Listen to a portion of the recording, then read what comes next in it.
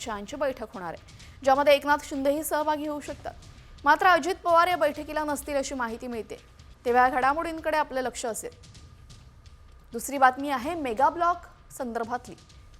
पश्चिम रेल्वेचा पुलाचा गर्डर बसवण्यासाठी मेगा ब्लॉक घेण्यात येणार आणि यामुळे प्रवाशांचे मात्र मेगा हाल होत आहेत। यामुळे विरारवरून चर्चगेटकडे जाणारा लोकल अंधेरीपर्यंतच धावणार आहे, तर मध्य आणि हार्बर मार्गावरही मेगा ब्लॉक आहे, त्यामुळे प्रवाशांचे हाल होत आहेत। तर तिसरी बातमी आहे मंदिरातल्या ड्रेस कोड संदर्भातली। आता अष्टविनायकातल्या मंदिरात सुद्धा ड्रेस कोड नियम लागू करण्यात आलेला आहे। पाश्चात्य कपड्यांना देवदर्शन मिळणार नाही, हाफ पॅन्ट तोकड्या कपड्यांना बंदी राहणार आहे।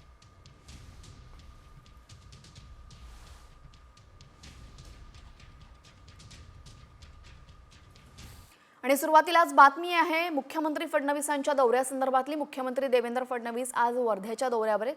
आर्वीमध्ये जवळपास 720 कोटींच्या पायाभूत सुविधांच्या कामांचं भूमिपूजन आणि लोकार्पण मुख्यमंत्र्यांच्या हस्ते होणार आहे। आर्वी शहरातील प्रशासकीय भवनाचं लोकार्पण मुख्यमंत्र्यांच्या हस्ते होणार असून या कार्यक्रमामध्ये मुख्यमंत्री नक्की काय बोलणार याकडे सर्वांचं लक्ष लागलेलं आहे।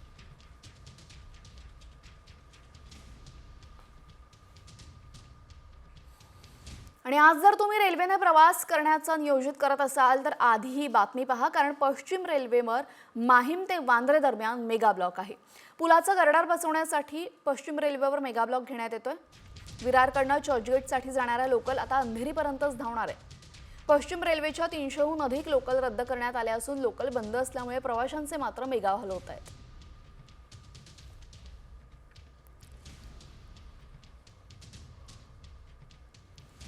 पश्चिम रेल्वेवर मेगा ब्लॉक आपण पाहतोय। विरारहून सुटणारा या लोकल या फक्त अंधेरीपर्यंतच धावणार आहे।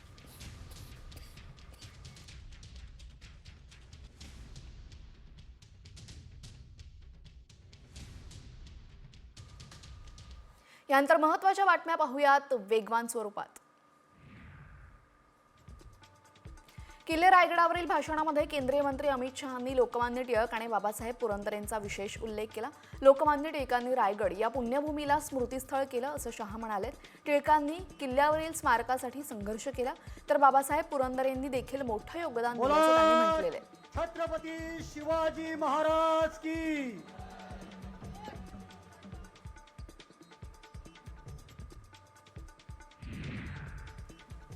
सातारामध्ये अजित पवार आणि शरद पवार एकत्र आलेले त्रयत शिक्षण संस्थेच्या बैठकीमध्ये दोन्ही पवार उपस्थित आहेत। यावेळेस अजित पवार आणि शरद पवार बैठकीला शेजारी शेजारी बसले।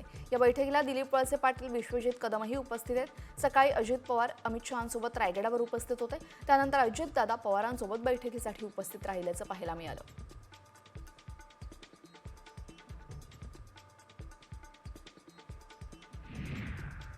सुनील लटकर यांच्या घरी स्नेहभोजनाला मंत्री भरत गोगावले यांनी दांडी मारली, मात्र त्यावर त्यांनी आता स्पष्टीकरण दिले। हेलिकॉप्टरमध्ये जागा नसल्याने जात नसल्याचं स्पष्टीकरण यावेळेस गोगावले यांनी दिलेले।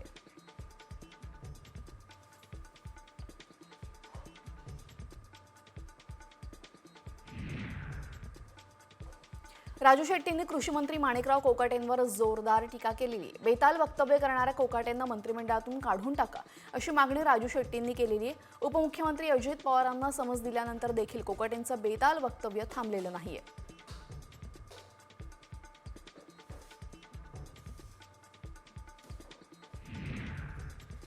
छत्रपती शिवरायांचं भव्य स्मारक दिल्लीत व्हावं आणि राज्यात सुद्धा अरबी समुद्रामध्ये शिवरायांचं स्मारक व्हावं अशी मागणी उदयनराजे भोसले यांनी केलेली आहे। लवकरच दिल्ली आणि राज्यामध्ये शिवरायांचं भव्य स्मारक करणार अशी ग्वाही मुख्यमंत्री फडणवीस यांनी दिलेली आहे।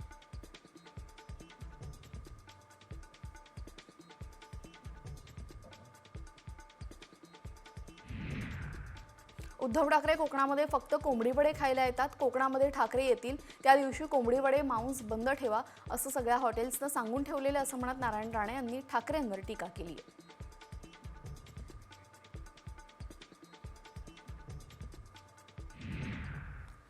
आमदार गोपीचंद पडळकरांनी केंद्रीय गृहमंत्री अमित शहांची भेट घेतली। यावेळेस पुण्यश्लोक अहिल्यादेवी होळकरांच्या जयंतीचं त्रिशताब्दी वर्ष आणि त्रिशताब्दी जयंतीच्या पर्वावर एक विशेष कार्यक्रम आयोजित करण्यात आलेला आहे। या कार्यक्रमाचं निमंत्रण देण्यासाठी पडळकरांनी शहांची भेट घेतली। यावेळेस अमित शहांच्या व्यक्तिमत्वामध्ये असणारा हिमालयाच्या दृढतेची अनुभूती मिळाली असं पडळकरांनी म्हटलेलं आहे।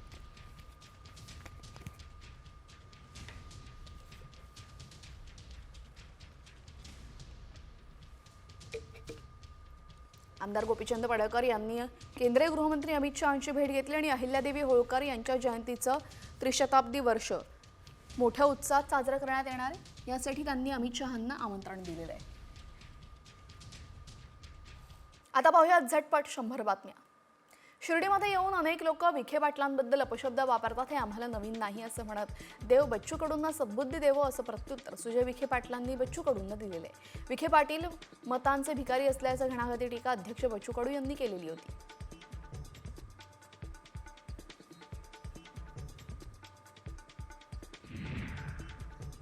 पहिला कडेलोट हा कोरटकर आणि राहुल सोलापूरकरचा करा अशी मागणी अमोल मिटकर यांनी सरकारकडे केली. हीच शिवरायांना खरी आदरांजली ठरेल असंही मिटकरी म्हणाले. महापुरुषांबद्दल वादग्रस्त विधान करणाऱ्यांचा कडेलोट व्हावा अशी आमचीही भावना असल्याचं विधान यावेळेस रायगडावर फडणवीसांनी केलेले आहे.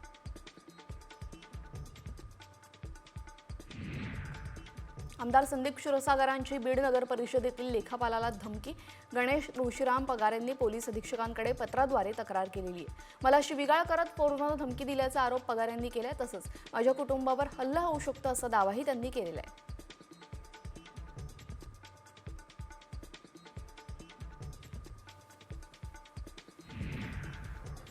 मनोज जरांगेंनी शहाद्याच्या शहागडमध्ये मराठवाड्यातील मराठा सेवकांची बैठक बोलावली.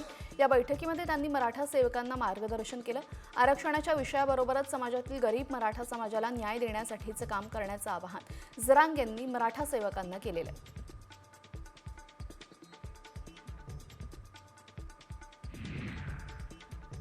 मंत्रिपद गेल्यानंतर माजी मंत्री धनंजय मुंडेंनी परळीमध्ये जनता दरबार भरवला.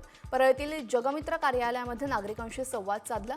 परळी विधानसभा मतदारसंघातील नागरिक, कार्यकर्ते, पदाधिकारी यांच्या समस्यांबाबत चर्चा करून त्यांचं निराकरण केलं जात आहे.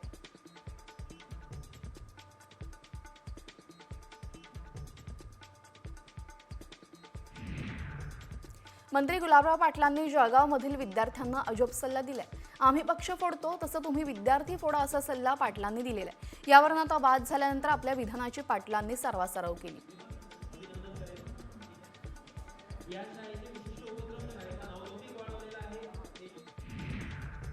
मराठी पाट्यांबाबत मंत्री गुलाबराव पाटलांनी प्रतिक्रिया दिली. बऱ्याच ठिकाणी शाळांमध्ये मराठी पाट्या असतात, दरम्यान मराठी भाषा वापरलीच पाहिजे अशी मागणी देखील त्यांनी केलेली आहे.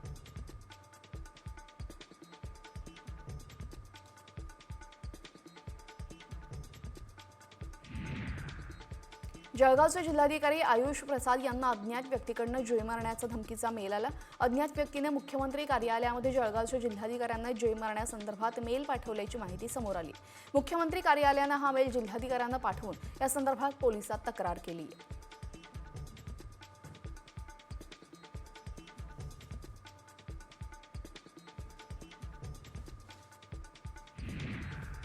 जळगाव जिल्ह्यातील रावेर तालुक्यामध्ये अवकाळी पावसासह गारपीट झाली. या पावसामुळे शेतकऱ्यांचं मोठं नुकसान झालं. केळीच्या बागा तसंच कापणीला आलेल्या गव्हाचं आणि मक्याचं मोठ्या प्रमाणात नुकसान झालं.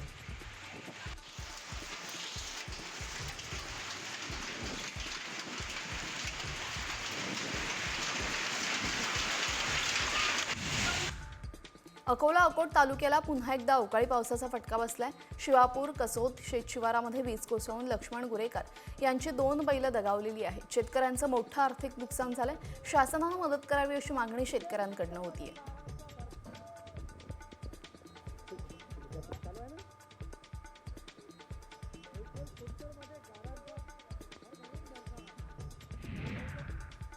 अवकाळी पाऊस आणि गारपिटीने कांदा पिकाचं मोठ्या प्रमाणात नुकसान झालं. येवल्यामध्ये झालेल्या जोरदार गारपिटीचा उभ्या कांदा पिकाला फटका बसलाय. त्यामुळे शेतकरी हवालदिल झाला असून त्यामुळे तातडीने पंचनामे करत मदत देण्याची मागणी कांदा उत्पादक शेतकऱ्यांनी केलेली आहे.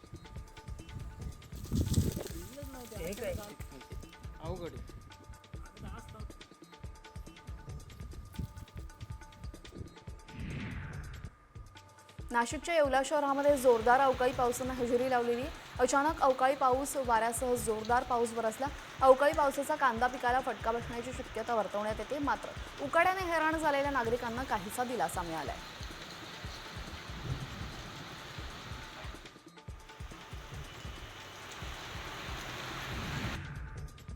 अमरावती जिल्ह्यामध्ये वादळी वाऱ्यासह जोरदार गारांचा पाऊस बरसलाय.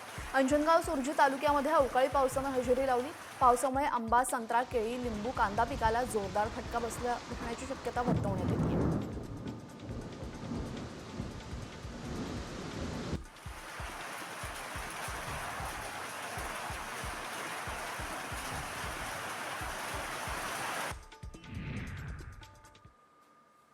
नाशिककर अनेक परंपरा जपताना दिसतात. मात्र गेल्या अनेक वर्षांपासून यावेळेस मतबाडची परंपरा अजूनही सुरू असल्याची ती जपली जाते. आयुर्वेदामध्ये मातीचा लेप लावून उन्हापासून आणि त्वचेच्या विकारांपासून प्रतिबंध व्हावा या हेतूने मडबातचं आयोजन केलं जातं. हनुमान जयंतीच्या येणाऱ्या रविवारी शेकडो नाशिककर एकत्र येऊन या मडबातमध्ये सहभागी होतात. संपूर्ण अंगाला मातीचा लेप लावून या गाण्यावर नाशिककर थिरकताना दिसतात.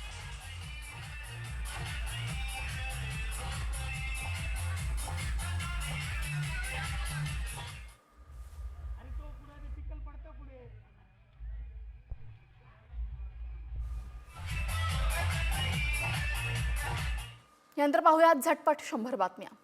हनुमान जयंती तळकोकणामध्ये उत्साहात साजरी करण्यात आलेली आहे. वेंगुर्ला शहरामध्ये प्रसिद्ध 4 गदा मारुती मंदिर आणि परिसरामध्ये हनुमान जयंतीनिमित्त आकर्षक विद्युत रोषणाई करण्यात आली. तसेच हापूस आंब्याची आरासही मंदिरामधील गाभाऱ्यात करण्यात आली.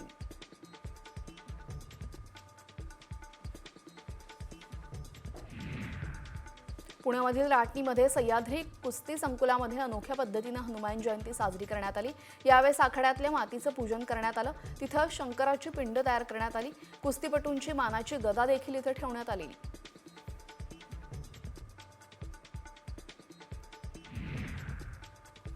अमरावतीमध्ये महाराष्ट्रातील सर्वात उंच 111 फूट हनुमान मूर्ती उभारण्याचा संकल्प केला गेलेला. या मूर्तीची उभारणी अंतिम टप्प्यात आली असून या मूर्तीचं लोकार्पण गृहमंत्री अमित शहांच्या हस्ते होणार असल्याची माहिती आमदार रवी राणांनी दिलेली आहे. तसेच हनुमान चालीसेला विरोध करणारा पहिला मुख्यमंत्री उद्धव ठाकरे असल्याची टीकाही रवी राणांनी केलेली आहे.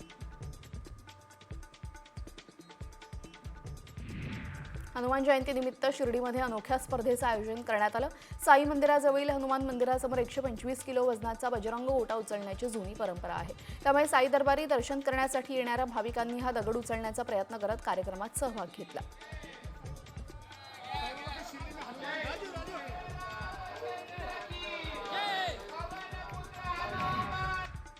सोलापूरच्या वडार समाज बांधवांनी 1,75,00,000 रुपये गोळा करून 2 वर्षांपूर्वी 51 फूट उंच हनुमानाची मूर्ती उभी केली. तब्बल 2 वर्षांनंतर हनुमान जयंतीच्या निमित्ताने भाविकांसाठी खुली करण्यात आली. त्यामुळे या मूर्तीचे दर्शन घेण्यासाठी मोठ्या संख्येने भाविकांनी गर्दी केलेली आहे.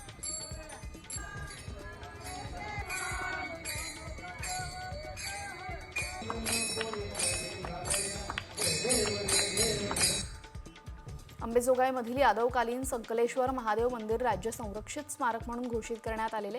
त्यामुळे या ऐतिहासिक मंदिराच्या संवर्धन आणि संरक्षणासाठी चालना मिळणार आहे. या निर्णयामुळे पर्यटन वाढीसाठी देखील मदत होईल.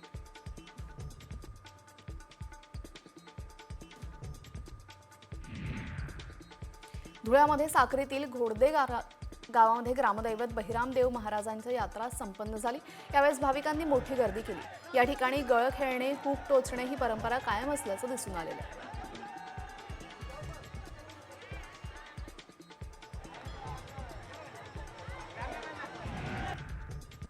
बुलढाण्यामधील चिखलीमध्ये रेणुकादेवी यात्रेमध्ये वगदीला लहान मुलांना लटकवण्याची अनोखी परंपरा आहे. रेणुकादेवीच्या मंदिराला 5 प्रदक्षिणा घातल्यानंतर या वागदी आपल्या ठिकाणावर परत जाऊन समारोप घेतात. यासाठी परिसरातील मोठी भाविक गर्दी करतात.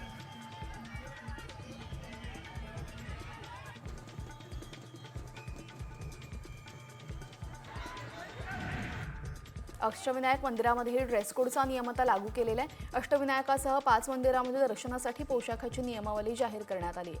मात्र ही सक्ती नाही, तर मंदिराचं पावित्र्य राखण्यासाठी तोकडे कपडे परिधान करून दर्शनासाठी न येण्याची विनंती मंदिराच्या ट्रस्टकडून करण्यात आलेली आहे.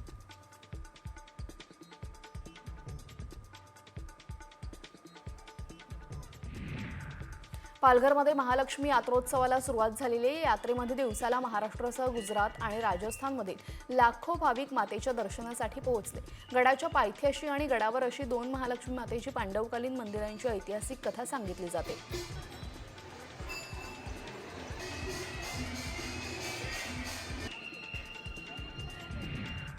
धाराशिवमध्ये येरमाळ्यामध्ये श्री येडेश्वर यात्रेच्या चैत्र पौर्णिमा यात्रेला सुरुवात झालेली आहे. पुढील 5 दिवस ही यात्रा चालणार आहे. दरम्यान चैत्र पौर्णिमेच्या निमित्ताने देवीची मिरवणूक निघणार असून चुनखोडी वेचण्याचा मुख्य कार्यक्रमही उद्या होणार आहे.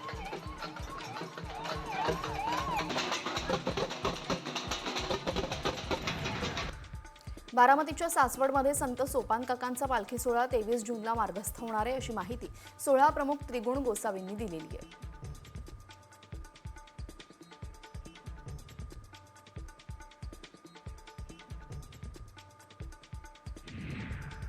शिरूरमध्ये कवठे येमाई गावामध्ये श्री येमाई देवीच्या यात्रेनिमित्त पालखी काढण्यात आली. यावेळेस पारंपरिक तालवाद्य वाजवून पालखीने सर्वांचं लक्ष वेधून घेतलं. दरम्यान यावेळेस विविध कार्यक्रमांचंही आयोजन करण्यात आलेलं.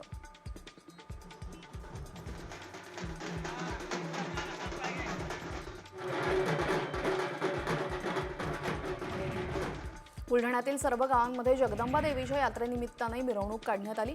400 वर्षांपासून शेतकऱ्यांची समृद्धी व्हावी आणि देशातील अस्थिरता दूर व्हावी यासाठी नवस फेडला जातो. यावेळेस देवीची वगदीमध्ये परमपूज्य शेरगाव वरखेच्या माध्यमातून नवस फेडला जातो.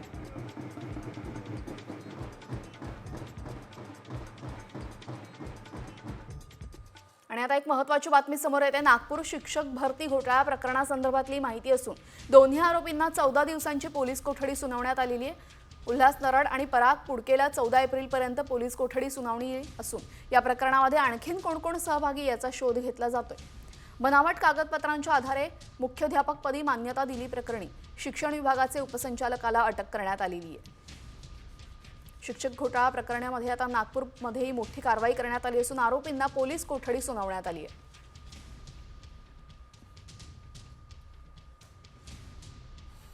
आता पाहूयात महत्त्वाच्या बातम्या वेगवान स्वरूपात. पुण्यामध्ये आंध्रा धरणाच्या पाण्यामध्ये एक तरुण धोकादायक पद्धतीनं मोटरसायकल चालवत असल्याचं चित्र समोर आलं. त्यामुळे त्याचा जीव जाण्याचीही शक्यता वर्तवण्यात आलेली आहे.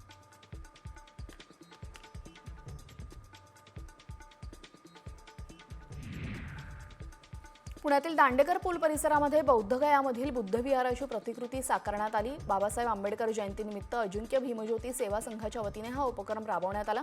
दरम्यान गेल्या 35 वर्षांपासून बुद्ध विचाराला अनुसरून विविध प्रतिकृती साकारल्या जातात.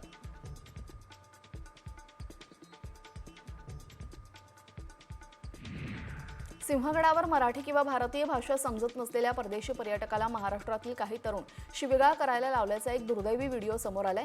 हा पर्यटक न्यूझीलंडमधून पुण्यामध्ये सिंहगड किल्ल्यावर आलेला. तिथं टोळक्यानं तिथं परदेशी पर्यटकाला काही अश्लील मराठी शब्द सांगून त्या भाषेत शिवीगाळ करण्यास सांगितलं.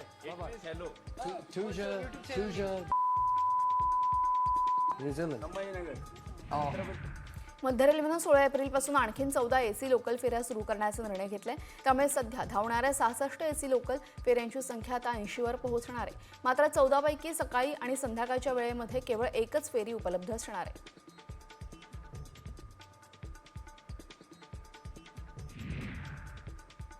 वसई विरार पालिकेला पाणी पुरवठा करणारी पाईपलाईन फुटलेली आहे. पाईपलाईन फुटल्याने मोठ्या प्रमाणात पाणी वाया गेलेले. याआधीच धरणांमध्ये कमी पाणी साठा असताना वसई विरार पालिकेचा भोंगळ कारभाराचा वसईकरांना मात्र फटका बसतोय. यावेळेस बहाडोतील पाईपलाईन वारंवार गळती लागत असताना देखील पालिकेला पाणीपुरवठा वन विभागाचा गलथान कारभार यावेळेस समोर आलेला आहे.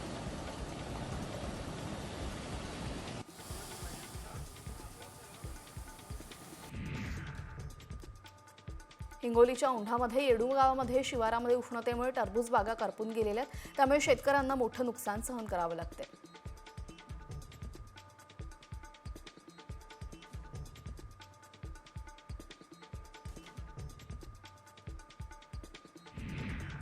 धावत्या लोकलमध्ये चढताना लोकल खाली आलेल्या त्या प्रवाशाचा अखेर मृत्यू झाला. अंबरनाथमध्ये पळताना तोल जाऊन प्लॅटफॉर्म आणि लोकलमध्ये हा प्रवासी अडकला होता. या अपघातामध्ये तो गंभीर जखमी झालेला. रोहित बच्चूलाल यादव असं 35 वर्षीय मृतकाचं नाव आहे.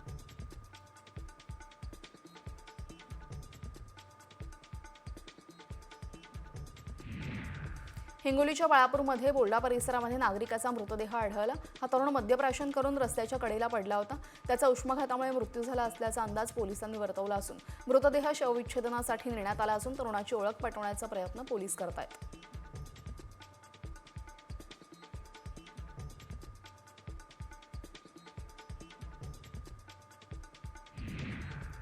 मुंबई आंतरराष्ट्रीय विमानतळावरनं 6.25 कोटी रुपयांचं सोनं जप्त करण्यात आलेले. महसूल गुप्तवार्ता संचालनालयानं ही मोठी कारवाई केलेली आहे. बँकॉकवरून आलेल्या प्रवाशासह मुंबईमध्ये मुंबईमध्ये सोनं विकत घेणाऱ्याला अटक करण्यात आलेली आहे. 6 किलो 735 ग्रॅम वजनाच्या सोन्याच्या 14 विटा आरोपीकडनं जप्त करण्यात आल्या. प्रवाशाने घातलेल्या बुटामध्ये लपवून सोन्याची तस्करी सुरू होती. संभाजीनगरच्या बन्सीलाल नगरमध्ये मुलीची छेड काढणाऱ्या टवाळखोराला पोलिसांनी चांगलीच अद्दल घडवली. गजानन गडदे असं टवाळखोराचं नाव असून मित्रासह मुलीची छेड काढली होती. याबाबतची बातमी साम टीव्हीनं दाखवताच पोलिसांनी आरोपीची थेट त्याच भागातून धिंड काढली.